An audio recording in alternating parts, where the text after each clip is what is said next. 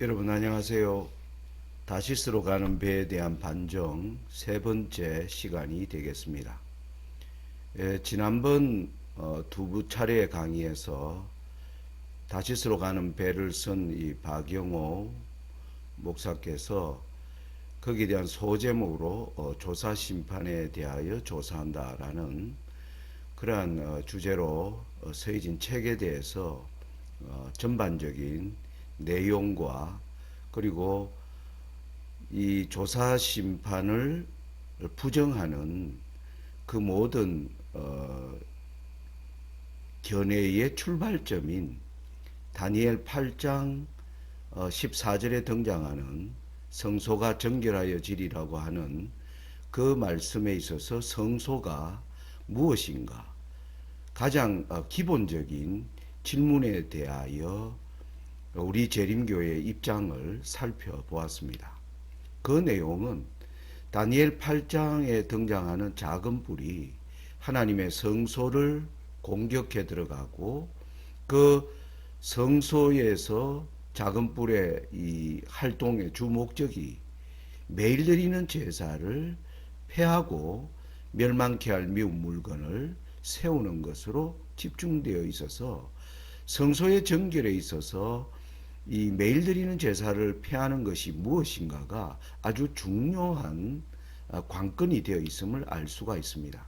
이 매일 드리는 제사는 마태복음 24장에서 예수님이 직접 재림의 징조를 말씀하시면서 선지자 다니엘의 말한 바 멸망에 가증한 것이 거룩한 곳에 선 것을 보거든 이라는 이 말씀은 다니엘서 자체에서 보면 다니엘 8장 13절과 다니엘 11장 31절, 다니엘 12장 10절로 11절에서 매일 드리는 제사를 폐하며 그 폐한 그 위에 자신의 멸망케 할 미운 물건을 세우는 것이 바로 사탄이 하는 주된 목적임을 예수님이 밝혀 놓으셨습니다. 그러므로 이 성소 정결에 관하여 우리가 논하는 데 있어서 가장 중요한 주제는 매일 드리는 제사를 어떻게 이해하는가. 그런데 박영현 목사님은 이 성소 정결에 대한 가장 기본적인 주제에 있어서도 이 재림교회가 매일 드리는 제사를 어떻게 믿고 있는지에 관하여 잘 모르고 계신다는 것에 저는 많은 놀라움을 금치 못했습니다. 수십 년간 재림교회 목회를 하면서 이 재림교회가 매일 드리는 제사에 대하여 어떤 자세를 취하고 있는지에 관하여 혼란에 빠져 있는 것을 보면서 일단은 우리 재림교회가 이 매일 드리는 제사를 어떻게 믿는지에 관하여 말씀을 지난번 드렸는데요. 이것은 제사라는 말은 원문에 없는 말이고 원래는 히브리어 형용사와 부사로 사용되는 끊어지지 않고 계속되는 영속되는 영원한 이러한 뜻을 가진 그 타미드라고 하는 수식어라는 사실입니다. 이 타미드는 여기 글로 나오는 것처럼 성소에서 사용되는 용어인데 성소에서 번제단에 끊임없이 타오르는 불 그리고 물두멍에 깨끗한 물이 항시 저장되어 있는 모습 그리고 회막 안으로 들어가면 7촛대 안에 기름이 계속적으로 공급되어 빛이 계속 전달되는 광경 떡상의 떡이 항시 신선하게 진열되어 있고 분향단에서 하나님을 향한 기도가 끊임없이 올라가는 그러한 상태를 얘기하는 용어가 타미드라는 사실입니다. 그래서 이 타미드는 성소의 모든 기능들이 예수님의 성소 사역을 설명하시는 것으로 이해하고 있는 것입니다. 예수님 자신도 마태복음 22장에 보면 자신의 공생애 동안 마지막 예루살렘에 방문하셨을 때 그 유대의 지도자들에게 직접 질문하신 내용이 시편 110편 1절의 말씀 여호와께서 내 주에게 말씀하시기를 내가 너 원수로 너 발등상 되게 하기까지 너는 내 우편에 앉으라 하셨도다. 이 말씀을 지도자들에게 던졌습니다. 지도자들이 가지고 있는 메시아에 대한 그들의 시각, 그들은 다윗의 자손으로 오는 메시아에 매몰되어 있었습니다. 예수님이 오시는 과정은 다윗의 자손으로 이 땅에 오시는 것이 맞습니다.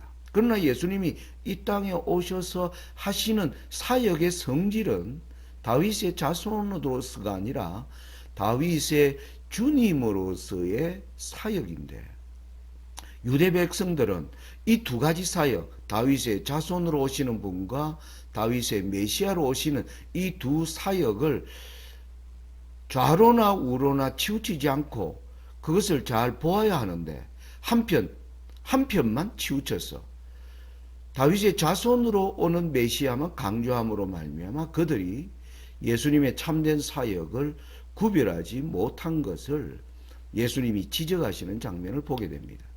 그래서 예수님이 여기서 당신의 이 다윗의 주님으로서의 메시아의 사역을 설명하는 내용이 시편 110편의 1절에 있는 말씀이며, 이 시편 110편을 우리가 자세히 들여다 보니까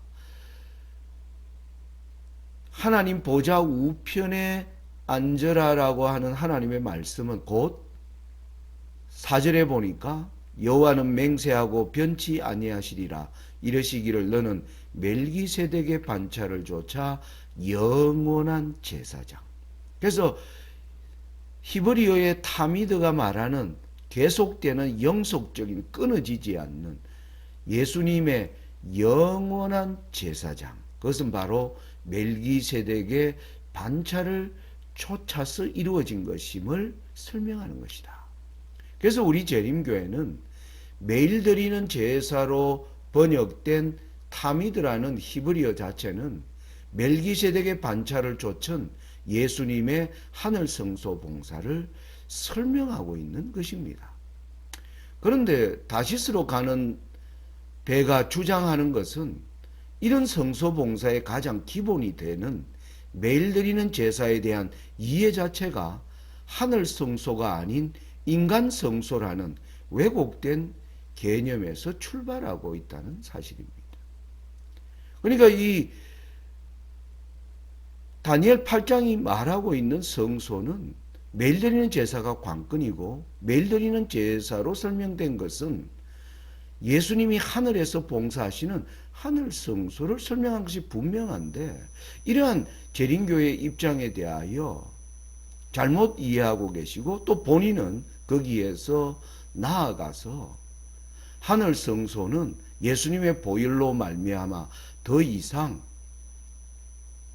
사단으로부터 공격받거나 거기로부터 훼손되는 일이 있을 수 없다. 그것은 인간 성소일 수밖에 없다라는 주장으로 이 조사 심판을 조사하겠다고 나선 것입니다. 출발 자체가 잘못된 선상 위에 서 있는 것입니다.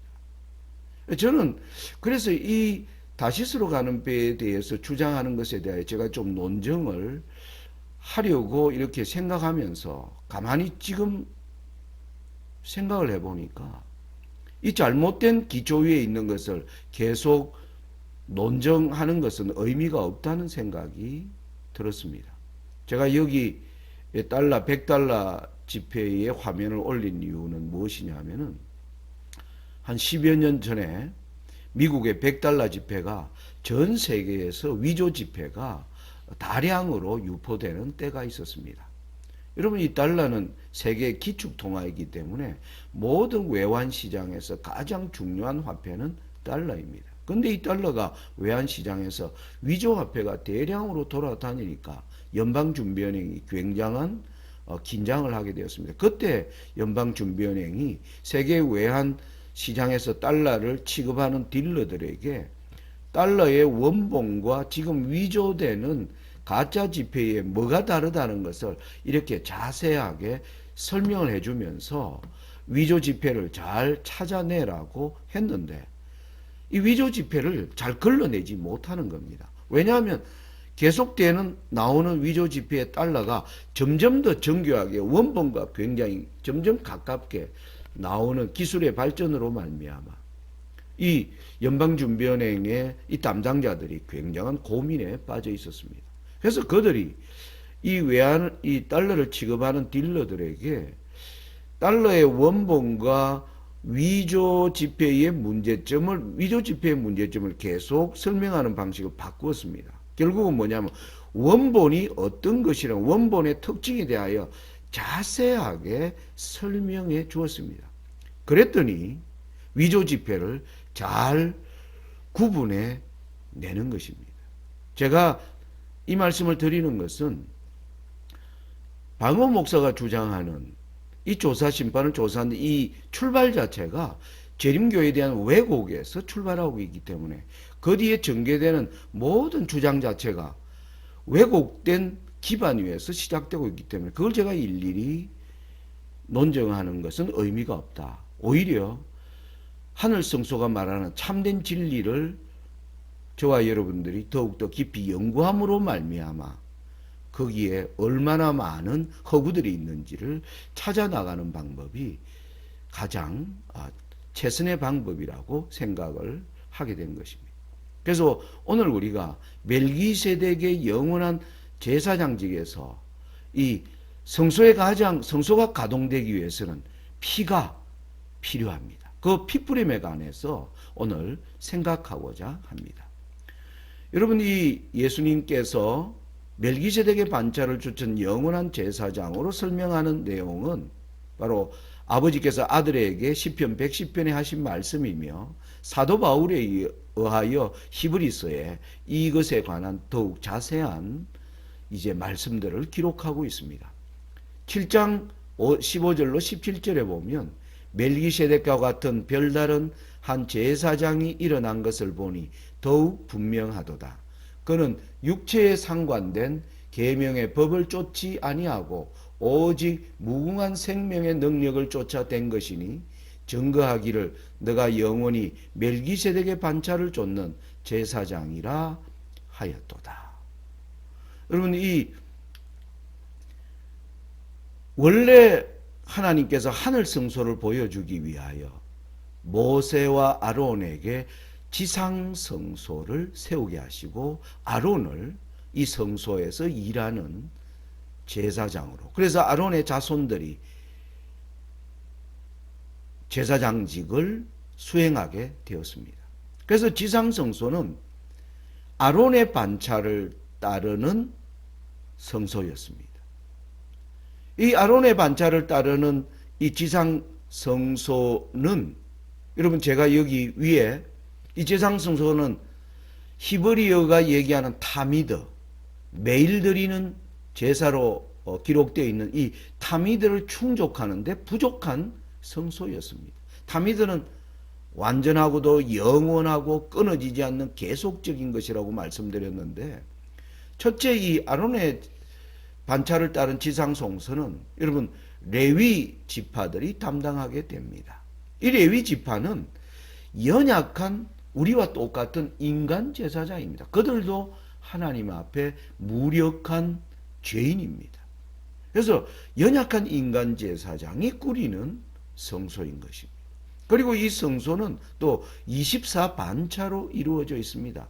여러분, 반차라는 말이 차례, 예를 들어서 24명의 제사장이 있으면 그 제사장에게 1번부터 24번까지 할당을 하는 것입니다. 그래서 1번으로 된 사람은 매월 1월 1일부터 15일까지, 2번은 1월 16일부터 30일까지, 3번은 2월 1일부터 2월 15일까지. 그러면 한 달에 두 사람이 봉사하게 되고 1년은 12달이니까 24번의 순서를 따라 제사장들이 계속 봉사하는 이런 제도. 그래서 사람이 뭐 하는 겁니까? 바뀌는 것입니다.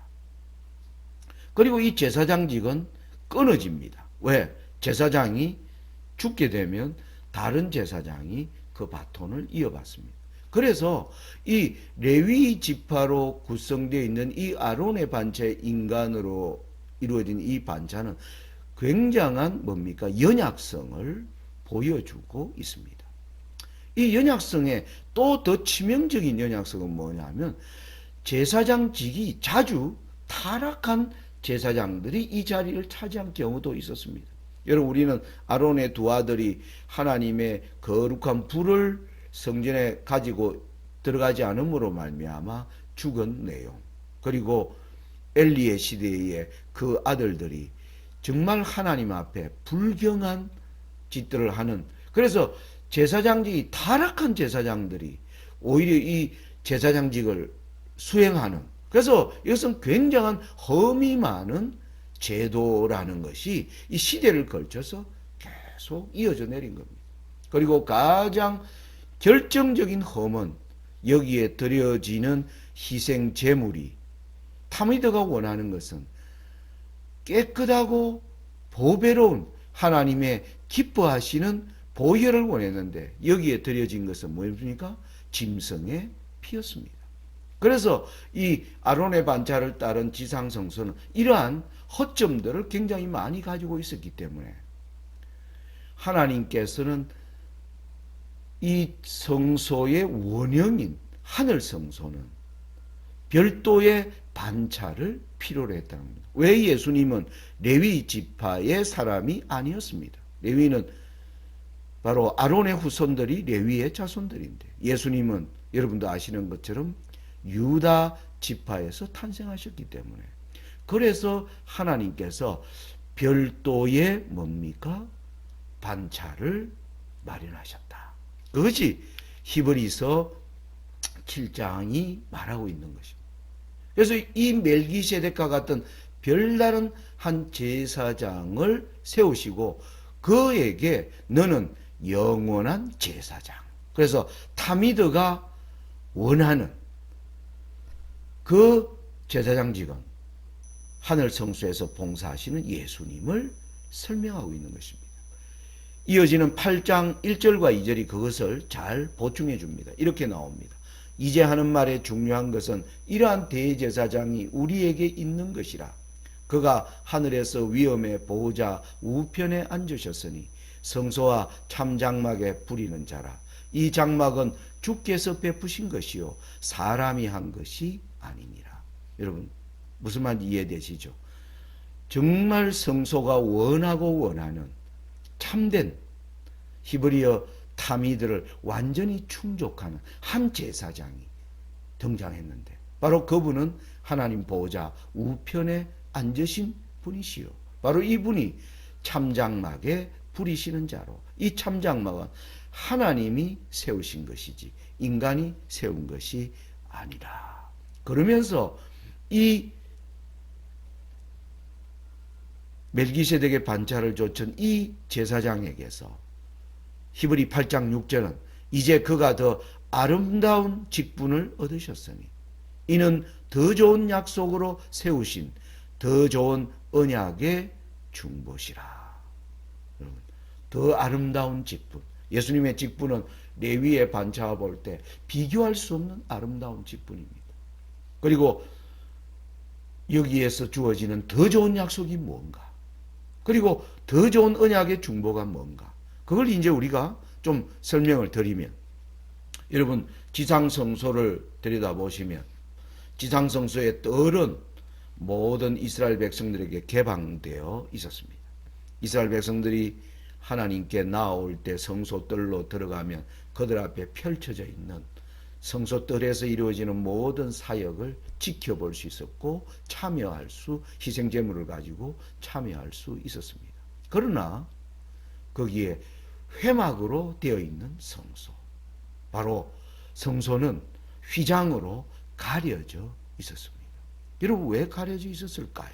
바로 이 휘장 성소는 하늘 성소를 가르치고 있는 것입니다. 하늘 성소는 지금 우리가 눈으로 볼 수 없습니다. 예수님이 지금 그곳에서 영원한 제사장으로 봉사하시는 이 성소는 우리의 눈으로 볼 수 없습니다. 우리는 이것을 믿음의 눈으로 바라보아야 합니다. 그래서 하나님은 이 성소를 휘장으로 가려 놓으시고 이 성소 제도를 우리에게 펼쳐 보임으로 말미암아 우리가 믿음으로 예수님이 하시는 사역을 따라갈 수 있도록 바로 하나님께서 아주 섬세하게 계획하신 것임을 알 수 있는 것입니다.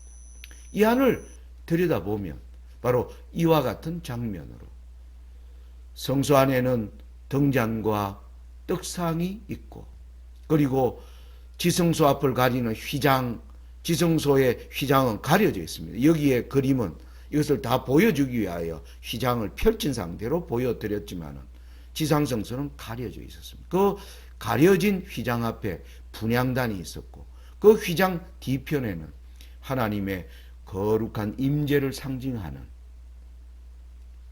시연좌, 하나님의 영광이 비쳐나오는 속죄소가 바로 거기에 있는 이 성소와 지성소로 가려져 있습니다. 그래서 이 성소에서 봉사하시는 하늘 성소는 멜기세덱의 반차를 쫓았다라고 말씀하고 있는 것입니다. 이것은 히브리어 타미드가 요구하는 더 아름다운 직분, 지상 성소가 보여준 그 흠있는 직분이 아니라 아름다운 직분. 그래서 충만한 아름다움으로 되어 있는 여기에 놀라운 더 좋은 약속이 있다는 겁니다. 그리고 이 더 좋은 약속을 이루어주기 위한 더 좋은 언약의 중보가 바로 멜기세덱의 반차를 쫓은 영원한 제사장을 통하여 이루어지는 사역임을 하나님이 말씀하고 있는 것입니다.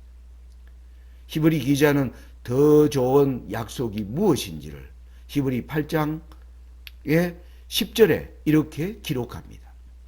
주께서 가라사대 그날 후에 내가 이스라엘 집으로 세울 언약이 이것이니 내 법을 저희 생각에 두고 저희 마음에 이것을 기록하리라.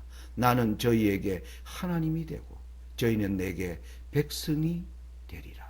여러분, 더 좋은 약속이 뭡니까? 하나님의 법을 우리의 생각과 마음에 기록해 주시는 사역입니다. 여러분, 우리는 자주 사단에 유혹하면 넘어지는 사람들입니다. 왜 넘어집니까? 하나님의 법이 우리의 마음과 생각에 기록되어 있다면 우리는 죄를 떠나려고, 죄를 이기려고 투쟁할 것입니다. 그런데 우리가 자주 하나님의 법을 잊어버리기 때문에 우리는 사단이 유혹할 때 쉽게 넘어지는 것입니다. 그래서 사단의 유혹으로부터 이겨낼 수 있는 이 사람이 되게 하기 위하여 하나님께서 하시는 약속이 내 법을 너희 생각, 모든 생각 속에 하나님의 법이 기록되어 있습니다. 사단이 그것을 넘어뜨리려고 할 때, 예수님이 40일 광야에서 금식하여 줄일 때 사단이 그 예수님을 유혹하였을 때 예수님의 생각과 마음 속에 하나님의 법이 기록되어 있었기 때문에 그분은 하나님의 법으로 사단의 유혹과 시험을 이겨내신 것처럼 이와 같은 경험으로 이끌어가기 위해서 하나님이 더 좋은 약속을 하고 계신다는 것입니다. 이 일이 저와 여러분의 삶에서 이루어지게 하기 위하여 하나님은 더 좋은 언약의 중보를 하신다라고 히브리 기자는 말씀하고 있는 것입니다. 그래서 이 오늘날 하나님의 말씀은 이 예수님이 봉사하시는 이 하늘 성소를 우리의 믿음으로 바라보면서 예수님이 하시는 사역을 따라 들어오라고 우리에게 요청하고 있는 것입니다.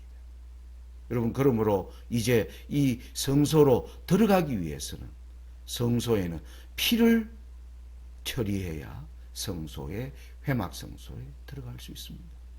그래서 이제 성소 제도가 말하는 핏뿌림에 관한 두 기능이 있습니다. 두 기능.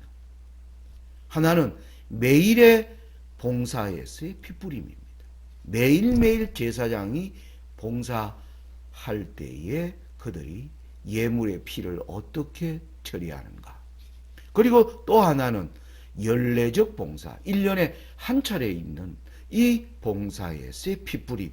이 두 기능을 잘 이해할 때 우리는 성소에 대한 조화로운 개념을 가지게 되고 오류로부터 자신을 지켜낼 수가 있게 되는 것입니다.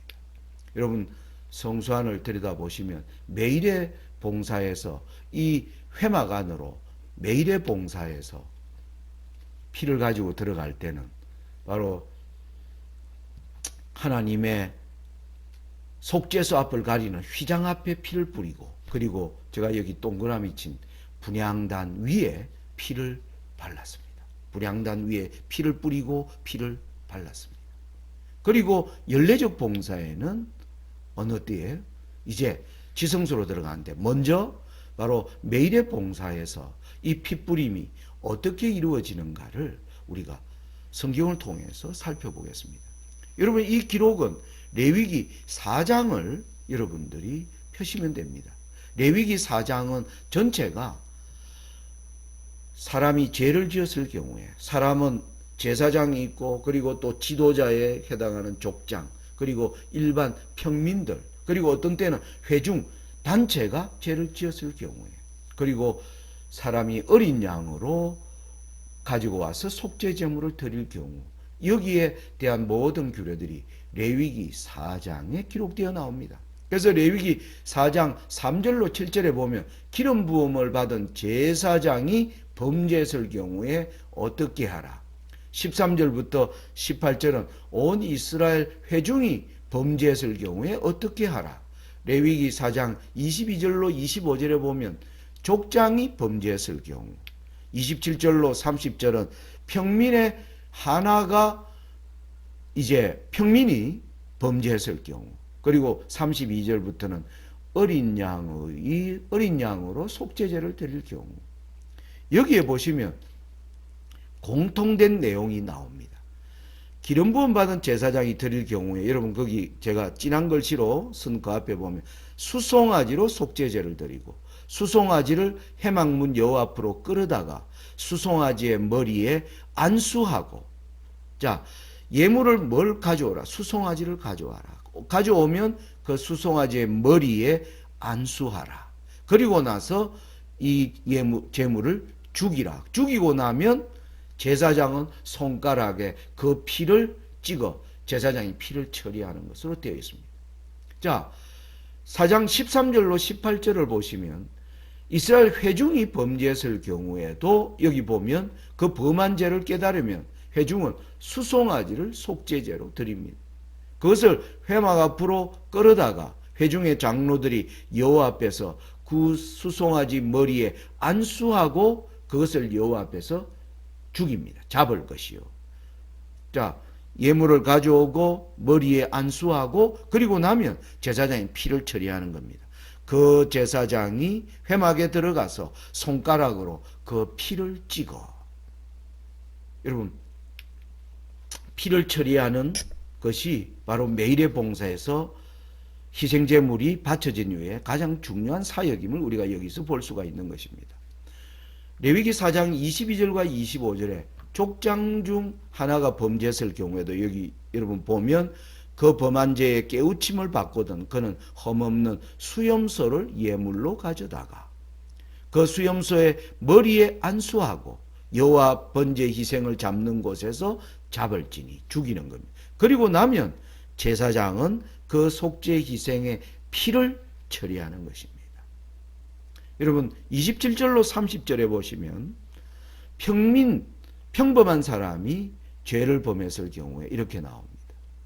그 범한 죄에 깨우침을 받거든 그는 험없는 암염소를 끌고 와서 그 범한 죄를 인하여 그것을 예물로 삼아 그 속죄제 희생의 머리에 안수하고 그리고 나면 제사장은 손가락으로 그 피를 찍어, 여러분 똑같죠? 암염소를 가져오고 머리에 안수하고 죽이고 나면 피를 처리하는 것입니다. 여러분 또 레위기 4장 32절부터 이제 이 모든 것에 상관없이 어린 양으로 속죄제를 드릴 경우입니다. 그때는 암컷을 끌어다가 그 속죄제 희생의 머리에 안수하고 그 번제 희생을 잡는 곳에서 잡아 속죄제를 삼을 것이요. 제사장은 그 속죄제 희생의 피를 손가락으로 찍어. 예. 여러분 여기에 공통적인 게 나옵니다. 죄를 범하면 하나님이 지정하신 예물을 가지고 오라. 예물을 가지고 와서 뭐 하는 겁니까? 희생제물의 머리에 안수하라. 그리고 나면 제사장이 피를 처리하는 겁니다. 그런데 보시면 피를 어떤 때는 그 피를 가지고 회막 안으로 들어가서 분향단 뿔에 바르지만은 회막 안으로 피를 가지고 들어가지 않고 뜰에 있는 번제단 뿔에다가 피를 바르는 경우가 있습니다. 여러분 그게 레위기 4장 22절, 27절, 32절에 등장하는 경우에 그렇습니다. 그런데 이때 피를 가지고 들어가지 않는 경우에는 하나님이 뭘 명령하느냐 하면 이렇게 말합니다.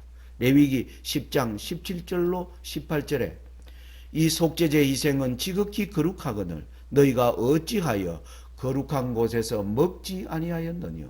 이는 너희로 회중의 죄를 담당하여 그들을 위하여 여호와 앞에 속하게 하시려고 너희에게 주신 것이니라.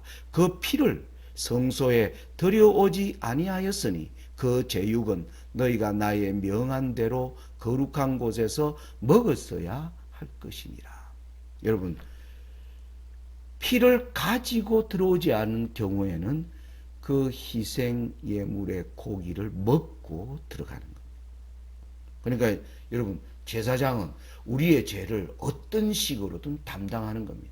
피를 가지고 들어가든지 피를 가지고 들어가지 않으면 그 고기를 먹는 겁니다. 이 피는 그 희생제물의 피입니다. 희생제물의 피에 우리의 죄를 뭡니까? 머리에 안수하여 우리의 죄가 희생제물에게 옮겨진 겁니다. 그래서 우리의 죄가 옮겨진 그 피를 갖다 드리는 경우 피를 가지고 들어가지 아니하면 고기를 먹고 들어오라는 것입니다. 그래서 어떻게든 제사장은 우리의 죄를 뭐 하는 겁니까? 옮기는 사역을 하는 것입니다.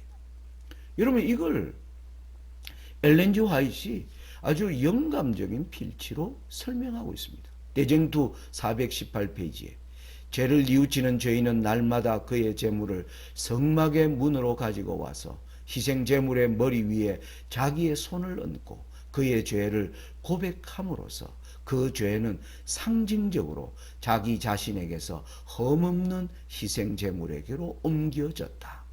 그런 다음에 그 짐승은 죽임을 당하였다.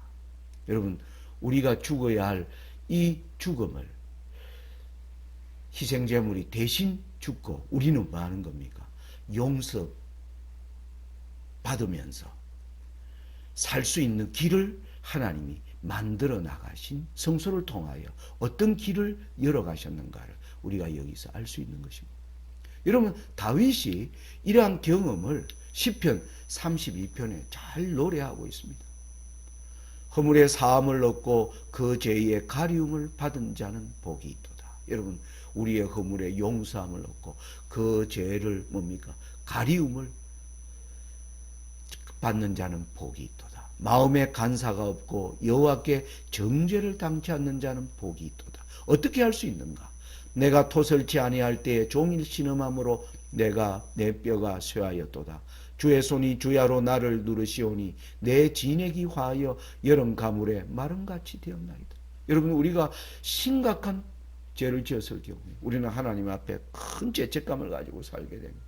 이걸 하나님 앞에 완전히 하나님 앞에 와서 뭐 한 겁니까? 그 죄를 고백하고 용서받으라는 거예요. 그런데 이걸 갖고 있으면 너무나 고통스러운 상태를 얘기하는 것입니다. 여기 보면 주야로 마음을 누르는 것입니다. 그리고 내 안에 있는 모든 진액, 내 안에 세포의 그 물까지도 다 말라버리는 것 같은 그러한 아픔이 있는 것입니다. 그래서 내가 이러기를 내 허물을 여호와께 자복하리라 하고 주께 내 죄를 아뢰고 내 죄악을 숨기지 아니하였더니 곧 주께서 내 죄의 악을 사하셨나이다. 여러분 하나님께 우리의 은밀한 이 죄를 하나님 앞에 고백하고 가져올 때 하나님께서 우리를 용서해 주시고 우리의 죄를 가려 주신다는 것입니다. 이게 바로 성소제도를 통하여 나타나 있는 것입니다. 여러분 다윗은 이것을 이렇게 노래합니다. 시편 103편 12절에 동이 서에서 먼 것 같이 우리 죄가를 우리에게서 멀리 옮기셨으며. 여러분 오늘 저와 여러분이 통회하는 마음으로 하나님께 우리의 모든 죄를 고백한 죄를 하나님은 먼 하늘 성소로 옮겨 놓으신 것입니다. 여러분 이 사상은 초대교회의 사도들이 이 피 흘림에 대한 깨달음을 다 가지고 있은 것을 알 수가 있습니다. 베드로전서 1장 1절로 2절에 사도 베드로는 이렇게 이야기합니다. 예수 그리스도의 사도 베드로는 본도, 갈라디아, 갑바도기아, 아시아와 비두니아에 흩어진 나그네 곧 하나님 아버지의 미리 아심을 따라 성령의 거룩하게 하심으로 순종함과 예수 그리스도의 핏부림을 얻기 위하여 택하심을 입은 자들에게 편지하노니 은혜와 평강이 너희에게 더욱 많을지어다. 여러분 이 사도 베드로가 흩어져 있는 하나님의 신실한 성도들에게 뭐라고 얘기합니까? 예수 그리스도의 핏부림을 얻기 위하여 택하심을 받은 자들입니다. 여러분 바로 우리가 예수님께 죄를 고백하면 우리는 용서받았다는 핏부림을 얻게 되는 것입니다.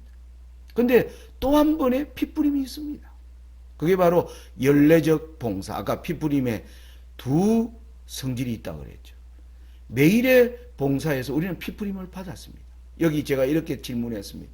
그리스도를 믿고 회개한 자들은 분향단 위에 핏부림을 받았는데 왜 속죄소 위에 다시 피를 뿌려야 하는가? 여러분 매일의 봉사에서 분향단 위에 피를 뿌렸지만 여러분 연례적 봉사 때에는 대속죄일 날에는 피를 속죄소 위에 뿌립니다. 여러분 여기에 대한 기록은 레위기 16장에 기록이 되어 나옵니다. 연례적 봉사의 피뿌림에 대해서는 레위기 16장, 매일 드리는 봉사의 피뿌림에 대해서는 레위기 4장. 여러분 구별해서 이해하시면 되겠습니다. 자, 레위기 16장도 이날의 피뿌림을 위하여 이제 예물을 취하는 장면이 나옵니다. 7절입니다. 두 염소를 취하여 회막문 여호와 앞에 두고 두 염소를 위하여 제비 뽑되 한 제비는 여호와를 위하고 한 제비는 아사셀을 위하여 할지며 아론은 여호와를 위하여 제비 뽑은 염소를 속죄제로 드리는 겁니다. 여러분 이날 예물에 염소 두 마리를 준비를 합니다. 한 마리 제비를 뽑는데 하나는 여호와를 위한 염소, 하나는 아사셀을 위한 염소. 여호와를 위한 염소로 제비 뽑은 여호와의 염소를 죽이는 것입니다. 그런데 여기에 보면 매일의 봉사에서 드려지는 희생제물의 피와 피를 이제 흘리는 것이 다른 것이 있습니다. 예물은 준비되었는데 여기에는 머리에 안수하는 일이 없습니다. 이때 희생제물의 머리에 죄를 옮기는 일이 아닙니다. 이날은 정결케 하는 날. 이날의 피뿌림은 정결케 하는 피입니다. 이게 두 기능입니다. 그래서 여호와를 위한 염소였어요. 매일의 봉사에서는 제사장을 위한 제물, 족장을 위한 제물, 회중을 위한 제물, 평민을 위한 우리의 죄를 위한 제물이었습니다. 이날은 여호와를 위한 예물이었습니다.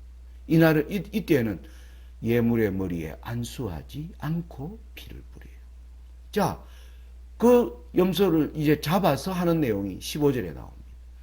백성을 위한 속죄제 염소를 잡아 그 피를 가지고 장 안에 들어가서 그 수송아지 피로 행함 같이 그 피로 행하여 속죄소 위와 속죄소 앞에 뿌릴지니 곧 이스라엘 자손의 부정과 그 범한 모든 죄를 인하여 지송서를 위하여 속죄하고 또 그들의 부정한 중에 있는 회막을 위하여 그같이 할 것이요. 이날은 뭡니까? 매일의 봉사에서 그 핏부림은 우리의 죄를 옮겨놓은 것입니다. 그래서 성소안은 죄로 가득한 것입니다. 성소안이 부정하게 된 것입니다. 여기를 깨끗하게 하기 위한 핏부림입니다. 그래서 여기에 부정해서 성소가 더러워져 있음을 얘기해 주는 겁니다. 그러면서 레위기 16장 30절에 보면 이날에 너희를 위하여 속죄하러 너희로 정결케 하리니 너희 모든 죄에서 너희가 여호와 앞에 정결하리라. 이날에 놀라운 사역이 하나님이 하늘의 성소를 이제는 완전히 정결하게 할 뿐만 아니라 우리 자체, 우리 마음에 하나님의 법을 새겨주심으로 말미암아 너희도 정결하여질 것을 말하고 있는 것입니다. 여러분, 엘렌 지 화이트는 정말 이러한 모든 것을 우리가 잘 이해할 수 있도록 아주 놀라운 영감의 필지로 이렇게 설명합니다. 죄인의 대속물이 죄인을 대신하여 연락되었으나 죄는 그 희생제물의 피로 없어지지 아니하였다. 다만 어떤 수단에 의하여 죄가 성소로 옮겨졌을 뿐이다. 여러분, 우리는 어떤 수단에 의하여 옮겨진 걸 알고 계시죠? 죄인은 피를 드림으로써 그가 율법의 권위를 시인하고 자기가 범한 죄를 고백하고 장차 오실 구속주를 믿는 믿음을 통하여 용서를 바라고 있다는 자신의 소원을 표시하였다. 그러나 그것으로 그가 율법의 선고에서 완전히 해방된 것은 아니었다.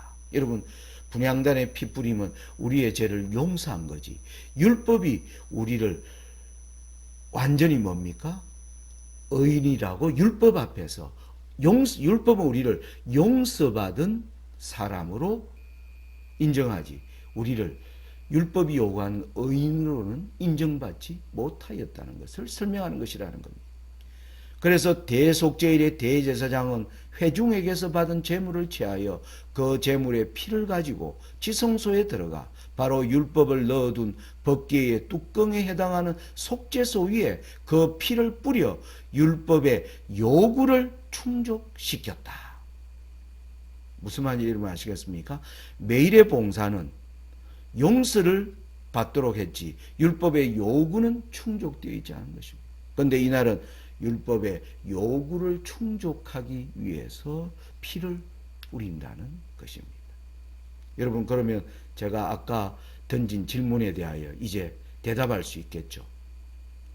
그리스도를 믿고 회개한 자들은 분향단 위에 피뿌림을 받았는데 왜 속죄소에서 다시 피를 뿌리는가? 바로 고백한 죄를 용서는 받았지만 우리가 율법의 요구를 이루지는 못하였기 때문에 말입니다.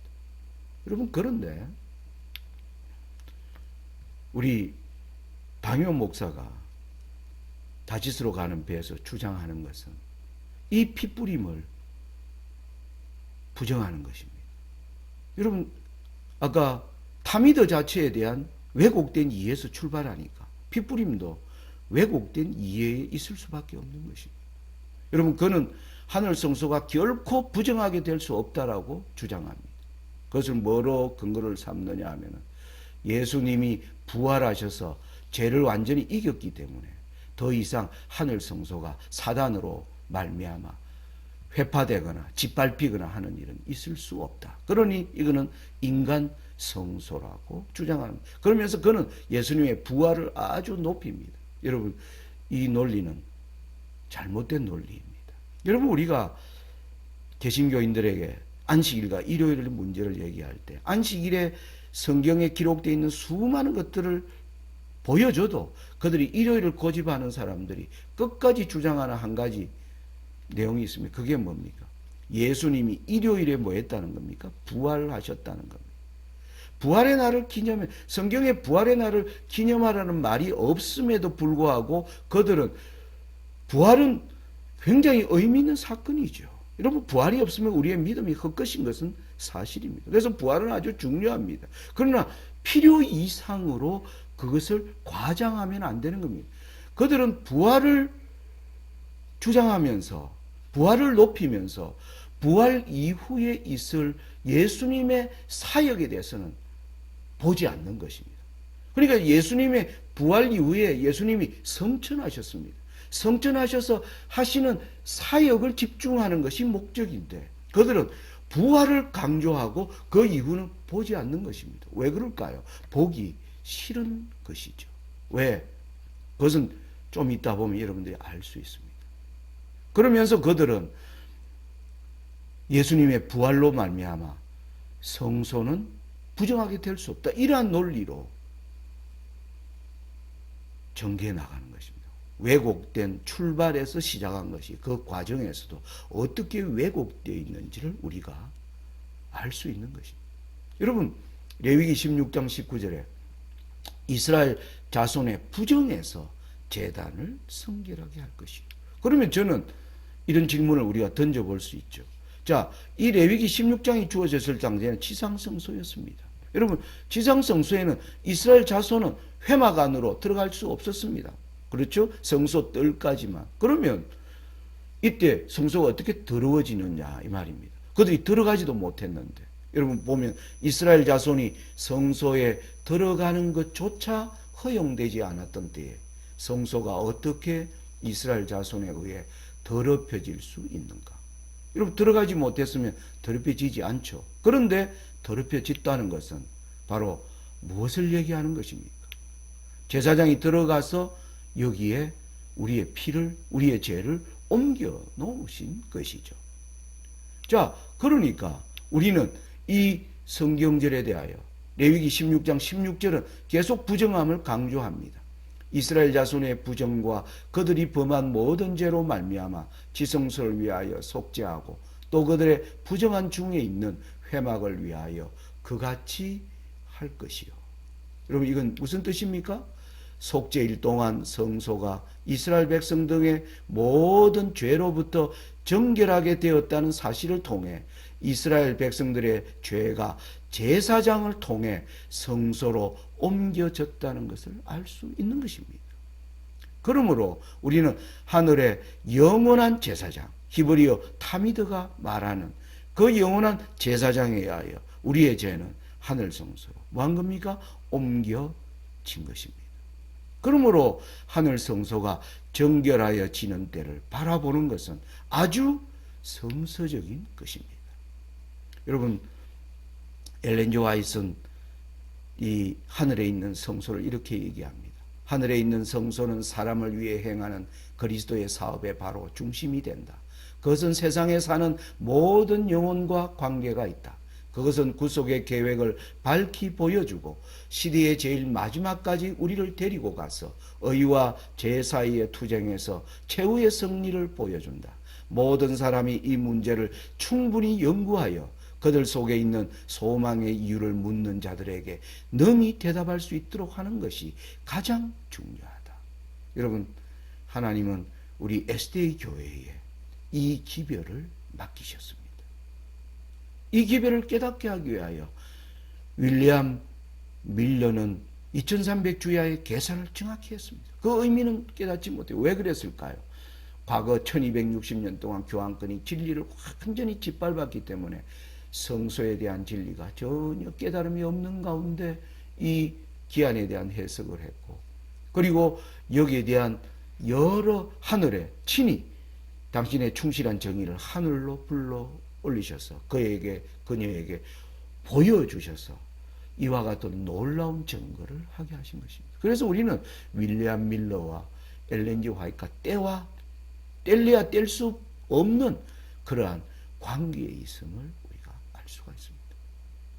여러분, 그런데 우리 재림교회에 지금 이 기별의 가르침이 많이 사라진 것이 사실입니다. 사람들이 모르는 것입니다. 모르니까 이런 방임원 목사의 이런 허망한 주장들이 등장하고 사람들이 그것으로 말미암아 혼란에 빠지게 되어 있는 것입니다. 여러분, 생각해 보십시오.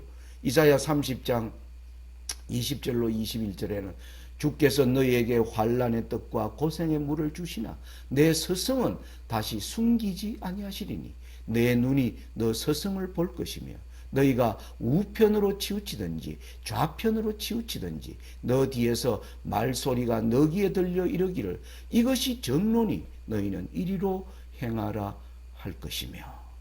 여러분, 하나님께서 우리에게 서성을 주시겠다.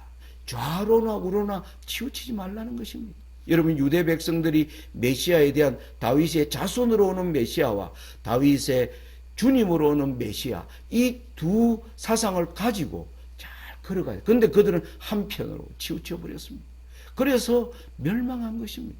여러분, 성소도 바로 어떻습니까?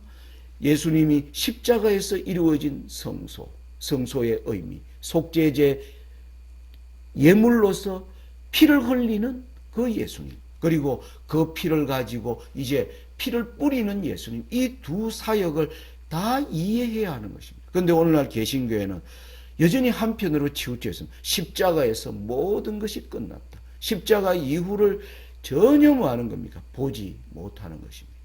이사야서는 우리에게 좌로나 우로나 치우치지 않는 이 길이 정론이 너희는 이 길로 행하라 할 것이며, 바로 성소 기별은 바로 하나님이 우리에게 보여주신 정로의 길임을 우리가 알 수 있는 것입니다. 여러분, 여기서 저는 이 성소를 연구하면서 여러분에게 이런 질문을 던지고 싶습니다. 하나님께서 성소 제도를 통해 죄의 증가와 도말의 과정을 이렇게 정교하고도 자세하게 설명하시는 이유는 무엇일까 하는 거죠. 제가 성소를 연구하면서 깨닫게 된 것이 있습니다. 하나님께서 죄를 얼마나 심각하게 보시고 얼마나 또 이 문제를 섬세하게 다루시는지를 우리에게 가르쳐 주시기 위한 것이라고 저는 깨닫게 되었습니다. 저는 이 성서를 연구하기 전에 죄를 가볍게 생각했습니다. 사단의 유혹이 오면 쉽게 넘어졌습니다. 어떤 때 그 유혹이 강렬하면 제 마음속에 그래 뭐 죄 짓고 다시 가서 용서받지 뭐 이런 생각으로 죄를 가볍게 범한 적이 너무나 많습니다. 그러나 하나님의 성소를 연구하면서 하나님이 죄를 얼마나 엄중하게 생각하시는지, 그리고 우리로부터 이 죄를 우리에게서 벗어나게 하기 위하여 하나님이 이 문제를 얼마나 조심스럽고 섬세하게 다루어 주시는지를 알게 되면서 죄를 보는 저의 생각과 마음이 바뀌게 되었습니다. 저는 이것이 바로 하나님이 우리에게 성소를 연구하라, 이 SDA 교회에 성소 기별을 주신 목적이라고 저는 분명히 믿습니다. 하나님께서 죄를 얼마나 심각하게 보시고 섬세하게 다루시는지를 가르쳐 주기 위함입니다. 반면에 하나님의 백성이라 공언하는 우리들은 죄를 얼마나 가볍게 다루는가. 여러분, 2020년, 제가 오늘 이 방송하는 날 12월 8일입니다. 2020년도 이제 21일 정도밖에 남지 않았습니다. 2020년 한 해를 완전히 지금 코로나로, 전염병으로 뒤덮여 버렸습니다. 지금 전염병은 더 다시 1년을 채우고도 모자라서 내년까지 계속 진행될 추세로 맹렬한 기세로 확장하고 있습니다. 여러분, 이 성경은 전염병에 대하여 뭐라고 얘기합니까? 성소에 대한 법을 기록한 레위기 26장에 이 전염병을 왜 하나님이 보내시는가가 이렇게 나옵니다. 너희가 내게 청종치 아니하여 이 모든 명령을 준행치 아니하며 나의 규례를 멸시하며 마음에 나의 법도를 싫어하여 나의 모든 계명을 준행치 아니하며 나의 언약을 배반할 텐데 내가 이같이 너희에게 행하리니 곧 내가 너희에게 놀라운 재앙을 내려 폐병과 열병으로 눈이 어둡고 생명이 쇠약하게 할 것이요. 하나님께서 우리에게 전염병을 세상에 주시는 목적은 세상이 하나님의 율례를 떠나고 심지어 하나님의 백성도 하나님의 법 따르기를 싫어하는 것입니다. 그러니까 하나님이 우리의 마음에 하나님의 법을 새길 수가 없습니다. 하나님의 법 자체를 싫어하고 법을 떠나 있기를 좋아하고 있기 때문에 그때 하나님이 세상에 주시는 경고입니다. 내가 너희를 심히 불쾌하게 생각하신다는 그 경고로 보내시는 것이 바로 전염병입니다. 여러분, 이것은 에스겔 14장 21절에서 다시 한번 분명하게 확정됩니다. 주 여호와께서 가라사대 내가 나의 4가지 중한 법 곧 칼과 기근과 사나운 짐승과 온역 전염병이죠.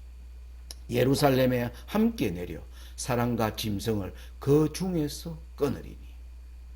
여러분, 지금 조류 독감, 돼지 아프리카, 구제역, 수많은 짐승들이 전염병으로 죽어가는 모습을 보면서 이제는 인간이 전염병으로 지금 뭡니까? 100만 이상의 사망자가 등장하는 놀라운 시대. 여러분, 이 전염병이 특별히 미국과 유럽에서 맹위를 떨치고 있습니다. 가장 과학이 발전하고 가장 의학이 발전했다고 이곳에 맹위를 떨치는 이유가 뭡니까? 이 유럽과 미국은 세상 모든 땅에서 가장 하나님의 율법을 잘 알고 있는 땅이 아닙니까? 신약의 교회가 유럽 땅에서 펼쳐지기 시작했고, 프로테스탄트의 개혁운동이 유럽에서 일어났고, 이 프로테스탄트 개혁을 이어서 미국이라는 나라, 그 꿈을 구현하고자 세운 이 두 지역이 지금 코로나로 참 하나님의 율법을 떠난 것을 하나님이 얼마나 불쾌하게 여기시는가를 우리가 이것을 통하여 볼 수 있는 것입니다. 여러분, 우리는 오늘 교회는 어떠할까요? 우리는 하나님의 교회의 일원입니다. 우리가 드리는 이 오는 예배를 하나님이 기뻐 받으시는가? 여러분, 한국은 특별히 이번 코로나를 통해서 교회가 사람들에게 미움을 받을 정도가 아니라 교회를 혐오하는 것을 보게 됩니다. 위정자들이 교회를 보는 시선이 곱지 않음을 알 수가 있습니다. 여러분, 왜 이렇게 되었을까요? 하나님이 교회가 왜 이런 지경에 빠지도록 하나님이 지금 허락하고 계실까요? 하나님이 교회를 향하여 지금 불쾌하게 여기신다는 것입니다. 교회가 하나님의 율법 말씀에 무지하다는 것입니다. 하나님의 성소 기별을 가진 재림교회마저도 지금 이 성소 기별에 대한 가르침들이 설교단에서 사라지고 말씀의 제단에서 오래전부터 이런 말씀들이 사라지기 시작했습니다. 사람들이 조사심판의 말씀을 듣기를 싫어하는 사람들이 생겨났다는 얘기를 도처에서 듣습니다. 여러분, 이러니 박용호 목사님 같은 분들이 등장할 수밖에 없는 것입니다. 그분이, 저는 이 다시스로 가는 배를 읽으면서 정말 놀란 것은 이분이 수십 년간 재림교회에 있으면서 재림교회가 말하고 있는 이 기별의 핵심을 이렇게 왜곡할 수가 있는가? 저는 이해할 수가 없었습니다. 여러분, 그분의 목회하는 교회에서 성경을 배웠던 그 백성들이 얼마나 무지하였을까? 여러분, 우리가 이 무지에서 빠져나와야 됩니다. 사단은 이 무지에서 빠져나오지 못하도록 그리스도인들을 지적 게으름 가운데 가두어 두었습니다. 이건 제가 만들어낸 용어입니다. 그럼 지적 게으름은 뭐냐 하면 말씀을 대해서 잘 모르는데 이런 진리가 우리에게 오면 그것이 어떠한지 살펴봐야 되는 겁니다. 성경을 펴서 기도하면서 금식하면서, 그런데 게으른 겁니다. 여러분, 세상에 돈 버는 일에는 우리가 부지런하죠. 그런데 말씀에 있어서 동일한 부지런이 있어야 합니다. 그런데 오늘날 많은 사람들이 지적으로 게으릅니다. 어떤 사람들은 그래서 유튜브에서 해결하려, 그들이 직접 말씀을 찾고 연구하지 않고 유튜브에서 제공해 주는 것으로 그들의 부족함을 채우려 하는 것입니다. 유튜브는 그런 사람들을 위한 놀라운 저수지가 되고, 유튜브의 단점이 바로 그것입니다. 저도 유튜브를 합니다만 저는 지적 게으름을 위한 자리로 하면 저는 유튜브를 당장 중단할 것입니다. 저는 그리스도인의 지적 부지런함을 부추기기 위한 그러한 유튜브가 되기를 정말 간절히 원합니다. 여러분, 우리는 지적 부지런함을 다시 회복해야 합니다. 이번에 하나님께서 이런 다시스로 가는 배를 통하여 교회에 다시 혼란을 주는 것은 우리가 이 기회를 통하여 지적 부지런함을 회복하고 더욱더 말씀을 부지런히 살핌으로 말미암아 하나님의 진리로 온전히 서는 그런 계기로 하나님께서 우리에게 주시는 이 은혜의 기간을 우리가 잘 활용하는 것이 정말 중요하다고 저는 생각합니다. 여러분, 우리는 알곡과 가라지로 두 부류가, 하나님을 믿는 교회 안에 두 부류가 있음을 알고 있습니다. 저는 이렇게 얘기합니다. 그리스도의 제자라고 공언하는 무리는 두 부류로 나눌 수 있습니다. 한 부류는 구주의 생애를 연구하면서 자신의 결점을 고치고 모본이신 그리스도와 일치하기 위해 노력하는 사람입니다. 여러분, 여기에 자신의 결점을 고치고 노력한다는 말이 인간의 힘으로 노력한다는 의미가 아닙니다. 이것을 고치기 위해 그리스도께 은혜를 구하고 그리스도의 더 강렬한 중보의 사역을 의지하여 그분의 능력을 힘입어 죄와 투쟁하는 그 노력을 의미하는 것입니다. 이렇게 하는 한 부류가 있고, 한 부류는 자기의 잘못을 밝히 드러내는 명확하고 구체적인 진리를 회피하려는 사람들. 여러분, 오늘날 많은 사람들이 부활을 높입니다. 아까도 말했지만 십자가와 부활만 얘기합니다.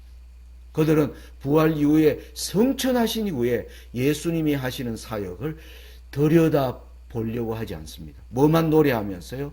부활해서 다 끝났다라고 생각합니다.